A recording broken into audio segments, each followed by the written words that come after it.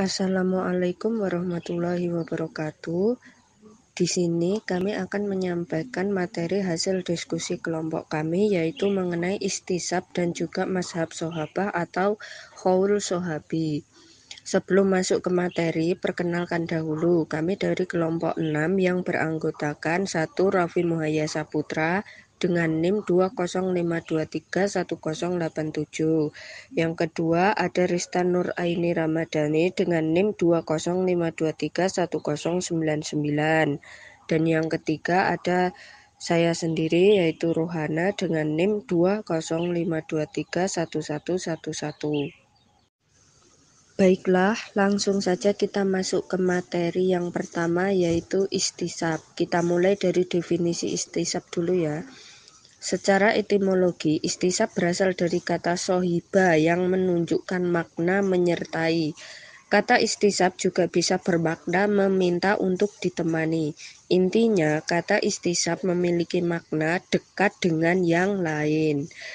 Berdasarkan makna secara bahasa tadi, sekilas bisa kita maknai bahwa istisab merupakan upaya mendekatkan suatu peristiwa hukum dengan peristiwa lainnya, sehingga keduanya dinilai sama hukumnya.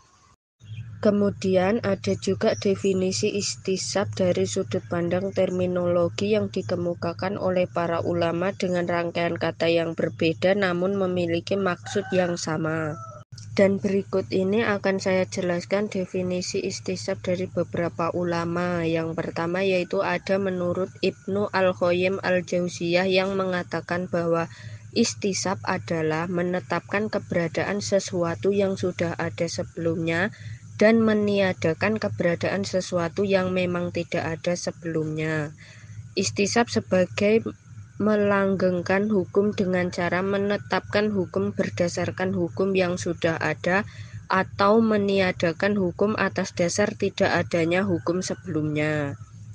Kemudian yang kedua yaitu menurut Abdul Al-Aziz Al-Bukhari, istisab adalah menyatakan tetap adanya sesuatu pada sesi kedua karena sesuatu tersebut memang ada pada sesi pertama.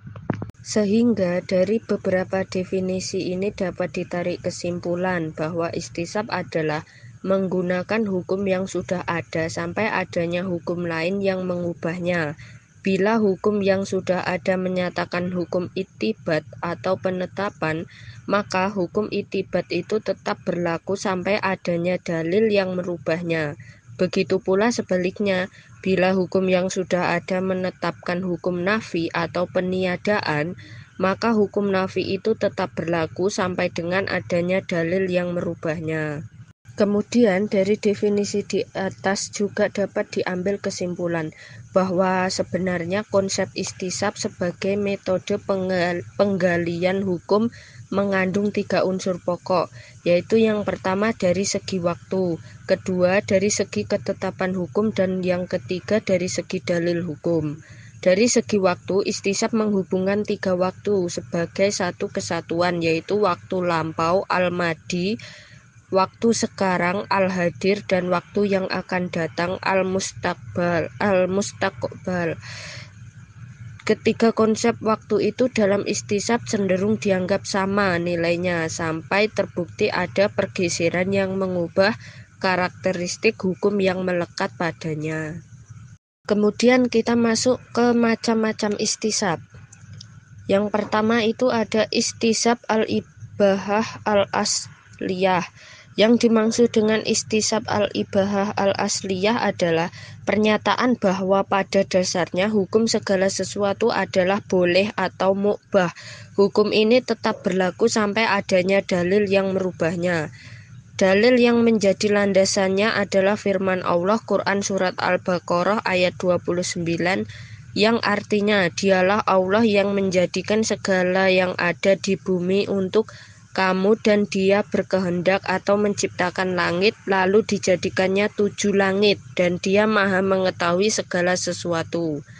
Dalam ayat ini Allah menerangkan sifat kedermawanannya terhadap manusia, di mana seluruh apa yang diciptakan di bumi ini adalah untuk manusia dan dia boleh memanfaatkannya. Kemudian macam-macam istisab yang kedua ada istisab al-baro'ah al-asliyah. Istisab al-baro'ah al-asliyah adalah tetap berada pada hukum asal pada hal-hal yang belum diketahui perubahannya melalui nas. Dengan kata lain, tiap manusia lahir tanpa ada beban kewajiban dari syariat. Hal ini tetap berlaku sampai dengan adanya dalil syar'i yang merubahnya. Dalil yang menjadi dasar istisab ini antara lain adalah firman Allah Quran Surat Al-Baqarah ayat 275 yang artinya, barang siapa yang telah sampai kepadanya larangan dari Tuhannya lalu langsung berhenti dari mengambil riba, maka baginya apa yang telah diambil dahulu sebelum datangnya larangan dan urusannya terserah kepada Allah. Sebab turunnya ayat ini adalah karena pada rangkaian sebelumnya terdapat ancaman bagi orang yang melakoni riba. Maka orang-orang menjadi ketakutan menggunakan harta mereka yang bersumber dari riba yang telah mereka peroleh sebelum adanya larangan riba, maka ayat ini pun turun. Kemudian yang ketiga ada istisab madala al-sar au al-aqla ala tubutih. Sebagian ulama menamakannya dengan istisab al-wasaf al-mutbit li al-hukum. Keduanya memiliki maksud yang sama, yaitu bila suatu hukum telah ada berdasarkan bukti yang benar dan tidak terdapat pembatasan keberlakuannya hingga masa-masa tertentu, maka hukum itu tetap berlaku sampai adanya dalil yang menghapusnya atau merubahnya. Misalkan saja seorang yang memiliki sebidang tanah atau harta bergerak seperti mobil, maka harta miliknya itu tetap dianggap ada selama tidak terbukti ada peristiwa yang mengubah status hukum itu seperti dijual atau dihibahkannya kepada pihak lain. Kemudian macam-macam istisab yang keempat ada istisab al-dalil ma'a ihtimal al-mu'arid. Maksudnya adalah tetap memberlakukan keumuman dalil yang ada walaupun ada kemungkinan terdapatnya dalil yang mengkhususkan tempat atau waktu berlakunya dalil itu atau yang menaskahnya. Selama dalil pengkhususan tersebut belum diketahui, maka dalil yang umum tetap diberlakukan. Para muhakkikun agak berbeda dengan ulama usul al-fiqih dalam hal ini. Jika ulama usul al-fiqih menetapkan berlakunya keumuman dalil itu berdasarkan istisab, para muhakkikun tidak mengatakan demikian. Mereka lebih condong mengatakan bahwa tetap berlakunya keumuman dalil itu berdasarkan nas dalil itu sendiri, bukan berdasarkan istisab. Namun pada akhirnya para muhakkikun dan ulama usul fikih sepakat untuk tetap memberlakukan hukum yang semula sudah ada selama belum diketahui penyebab perubahannya. Kemudian kita masuk ke kaidah-kaidah istisab. Sebagian ulama menyimpulkan makna istisab dalam sebuah ungkapan sederhana yang mudah dihafal, yaitu yang pertama, pada dasarnya apa yang telah ada tetap berada pada posisinya seperti sedia kala. Ungkapan ini menjadi salah satu kaidah fikih yang banyak kita temukan dalam kitab-kitab usul al-fikih. Ada juga kaidah lain yang dibentuk berdasarkan istisab seperti pada dasarnya tidak ada beban. Maksudnya, pada dasarnya seseorang terlepas dari beban apapun selama tidak ada bukti pembebanan yang jelas. Bila sudah ada bukti yang jelas tentang pembebanan, maka saat itu dia menjadi penanggung beban tersebut. Ibnu Al-Najjar mengatakan, berdasarkan kaidah di atas dapat ditarik kesimpulan bahwa istisab dapat dikategorikan sebagai dalil. Kemudian kita masuk ke bagian yang keempat, yaitu kehujahan istisab. Istisab sesungguhnya bukan untuk menetapkan sesuatu hukum yang baru, tetapi melanjutkan berlakunya hukum yang telah ada dan bukan untuk menetapkan yang belum ada. Ulama Hanafi menetapkan bahwa istisab itu dapat menjadi hujah untuk menolak akibat-akibat hukum yang timbul dari penetapan hukum yang berbeda atau kebalikannya dengan penetapan hukum semula, bukan untuk menetapkan suatu hukum baru. Dengan kata lain, istisab itu adalah menjadi hujah untuk menetapkan perkara yang belum tetap hukumnya. Dengan demikian, istisab merupakan rujukan terakhir bagi para ulama ketika berijtihad, yaitu memberlakukan hukum yang lama selama belum ada ketentuan hukum baru yang mengaturnya. Hal ini dilakukan ketika para ulama sudah mengkaji berbagai dalil baik Al-Quran, Sunnah, Ijma, dan juga Qiyas. Ternyata dalam kajian itu tidak ditemukan ketentuan hukum baru. Dalam konteks inilah ulama mujtahid memberlakukannya kembali istisab, yaitu memberlangsungkan hukum lama yang berlaku. Kemudian kita masuk ke materi yang kedua, yaitu mazhab sahabah. Kita mulai dari definisi haul sahabah atau mazhab sahabah. Kata haul merupakan bentuk masdar dari hala yaqulu haulan, yang berarti perkataan atau pendapat. Dan haul sering juga dipertukarkan dengan kata mazhab dalam penggunaannya sehari-hari, karena dianggap memiliki makna yang sama. Sedangkan sahabi adalah orang yang bersahabat dengan Rasulullah Shallallahu Alaihi Wasallam, seorang sahabat Nabi, yaitu orang yang hidup pada masa Nabi dalam keadaan Muslim dan meninggal dalam keadaan Muslim, pernah bertemu dengan Nabi baik dalam waktu yang singkat ataupun lama, baik dalam kondisi yang masih anak-anak ataupun dewasa, baik meriwayatkan hadis darinya ataupun tidak. Itulah yang disebut dengan sahabi. Namun ada sedikit perbedaan antara ulama usuli dan juga ulama hadis. Menurut ulama usuli, sahabat itu harus lama masa persahabatannya dengan Rasulullah Shallallahu Alaihi Wasallam.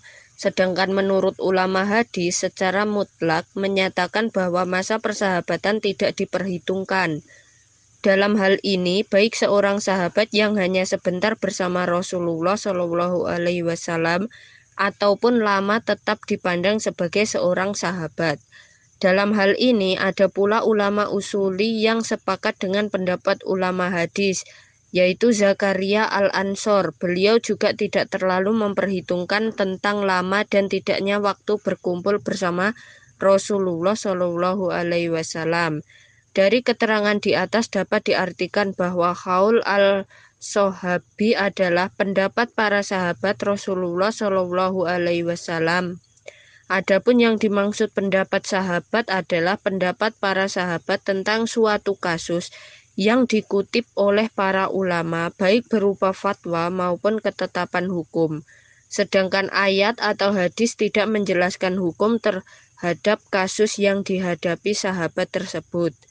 Dari definisi-definisi di atas, pada dasarnya haul sahabi adalah argumentasi atau pendapat para sahabat Nabi tentang suatu kasus atau peristiwa hukum Islam baru yang diperoleh dari hasil ijtihad mereka.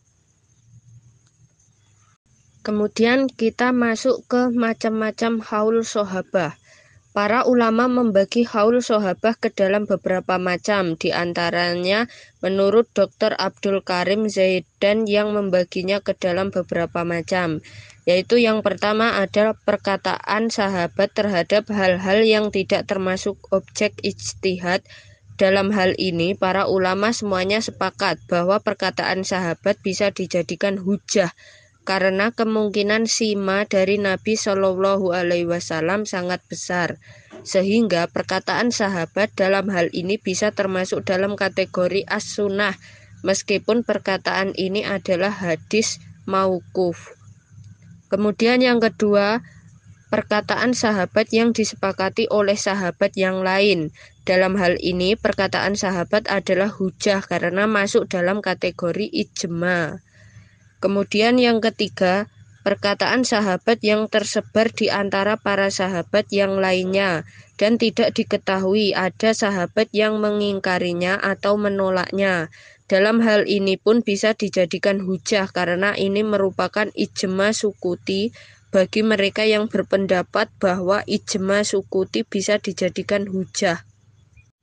Kemudian yang keempat, perkataan sahabat yang berasal dari pendapatnya atau ijtihadnya sendiri. Haul sahabah yang seperti inilah yang menjadi perselisihan di antara para ulama mengenai keabsahannya sebagai hujah dalam fikih Islam. Yang kelima, perkataan Khulafa ar-Rasyidin dalam sebuah permasalahan. Dalam hal ini, para ulama sepakat untuk menjadikannya hujah. Sebagaimana diterangkan dalam sebuah hadis, hendaklah kalian mengikuti sunnahku dan sunnah para Khulafa ar-Rasyidin setelahku. Kemudian yang keenam, perkataan seorang sahabat yang berlandaskan pemikirannya dan ditentang oleh sahabat yang lainnya.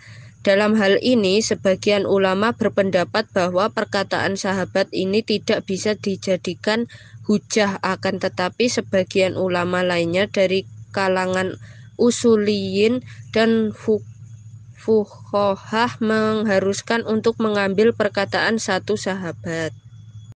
Kemudian kita masuk ke kaidah-kaidah qaul sahabah. Zakaria bin Gaulam Khodir al-Bakistani dalam kitabnya Min Usulul al-Fiqih ala Manhaj Ahl al-Hadis menghimpun kaidah-kaidah terkait dengan pengambilan pendapat sahabat Nabi. Kaidah-kaidah itu adalah sebagai berikut. Kaidah pertama, yaitu pendapat sahabat yang tidak ada nas tentang itu menjadi hujah apabila sekiranya tidak berlawanan dengan yang lainnya. Kemudian kaidah kedua, yaitu pendapat sahabat sekiranya terkenal atau masyhur dan tidak bertentangan dengan pendapat lainnya, maka menjadi ijma dan juga hujah. Kemudian kaidah yang ketiga, yaitu apabila para sahabat berselisih dalam suatu masalah, maka dikembalikan ke asal, yaitu Al-Quran dan Al-Sunnah, dan pendapat sebagian sahabat tidak kedepankan atau tidak didahulukan atas sebagian yang lainnya.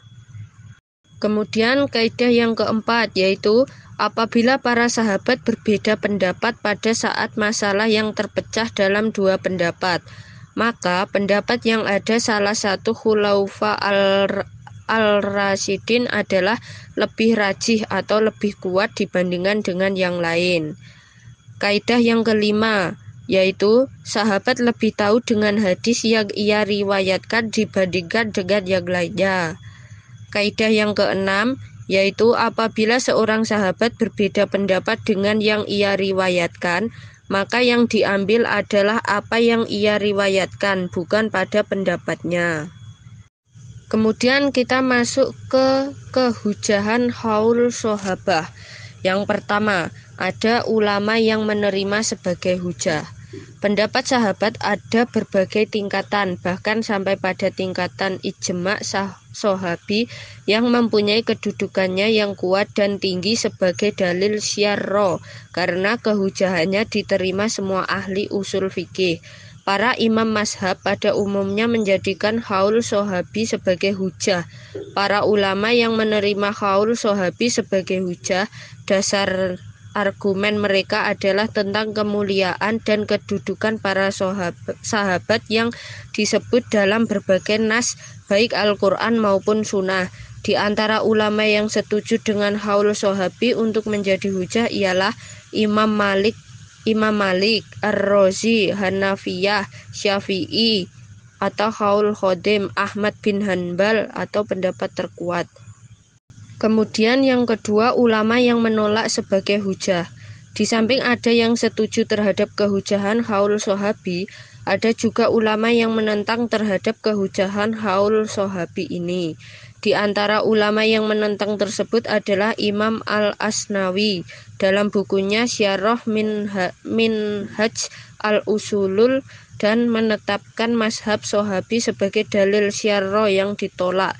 Di samping Imam Al-Asnawi, penentang qaul sahabi sebagai hujah adalah Imam Al-Syaukani dalam kitabnya Irsyad al-Fuhul. Imam Al-Syaukani berpendapat bahwa pendapat 4 khalifah saja tidak diterima sebagai hujah, apalagi pendapat sahabat-sahabat yang lain kedudukannya berada di bawahnya, kecuali pendapat sahabat itu telah mencapai level ijma, maka ini dapat dijadikan sebagai hujah.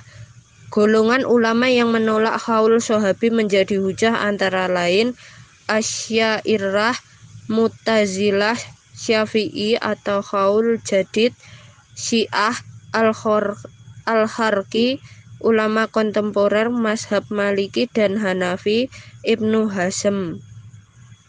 Sekian penyampaian materi dari kelompok kami. Apabila ada kesalahannya kami mohon maaf. Wassalamualaikum warahmatullahi wabarakatuh.